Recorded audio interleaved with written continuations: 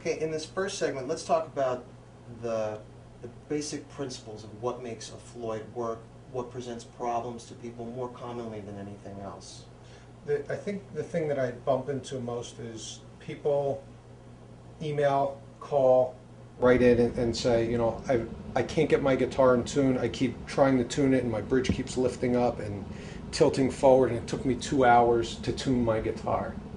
What I'm going to do is I'm going to walk you through the 4 basic steps to setting up the bridge, but the main thing is you want to block your bridge so it's level to the body, so you have a stable tuning environment and setup environment. Whether you're going to end up floating at the end or not doesn't matter. You want it blocked and steady to work.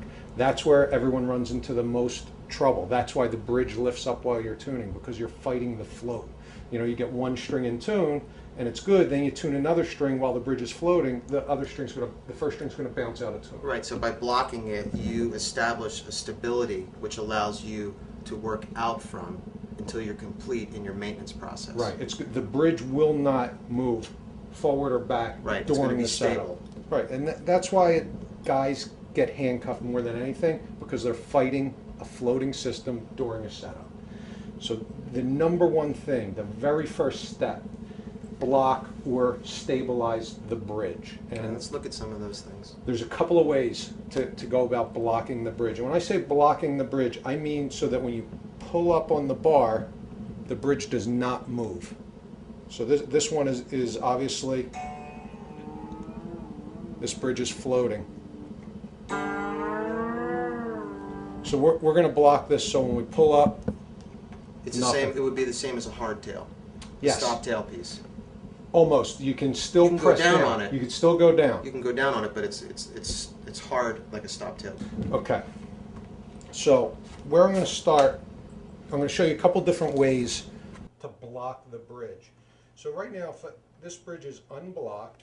What is that thing you got in there? This is a Tremolo Stopper, but I'm going to show you the direction the bridge block moves when you pull up on the bar. Okay. So right now I'm going to pull up on the bar, and you see how the block moves forward that way? It's decreasing in tension.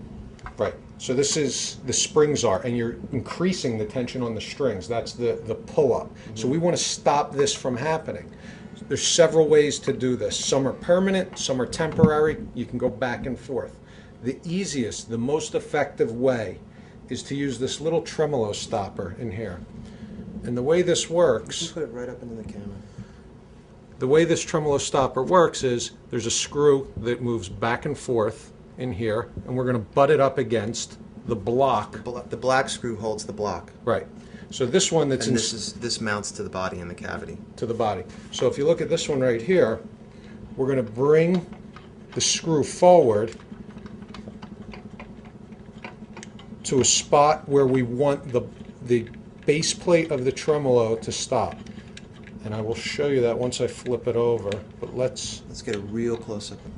So you can see where the screw is hard mounted to the body by this set screw, and this threaded screw you adjust until you get the block hitting right up against it. Now, when you try to pull up on the bar, you can't because this bar or this screw is stopping the movement. Exactly. Now, the next thing we want to make sure of at this point is that the base plate of the tremolo, when I say the base plate, I'm talking about this part right here, is level to the body. You don't want it, if you put that stopper in too far, you're going to have the bridge sitting up like this. You don't want that. So you want to establish a nice, even, flat to the body. Base plate of the tremolo, level to the body. You can have it tilted back a hair, but never tilted forward.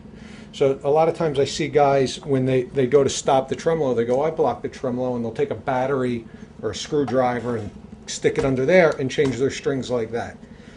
What I'm going to call this, for lack of a better term, is now that we have this spot established, I'm going to call it ground zero. The tremolo is at ground zero because at the end of the setup, this is where we're going to want to get back to. This is where you want your tremolo to sit while you're playing. So this is how we're going to get there. So whether it's pulling up with, or even when it's floating, you want the return position to be the middle position. Will be this exact ground zero spot. Right. So what we did was we've established the stop right here. And that's the Tremolo Stopper doing that. There's two screws that mount the stopper directly to the back cavity of the guitar. So you could put this in like 5 minutes. Less. Two screws, boom, right in, and then the black screw slides back and forth. Cool. The stopper. I want to establish extra tension just for the setup.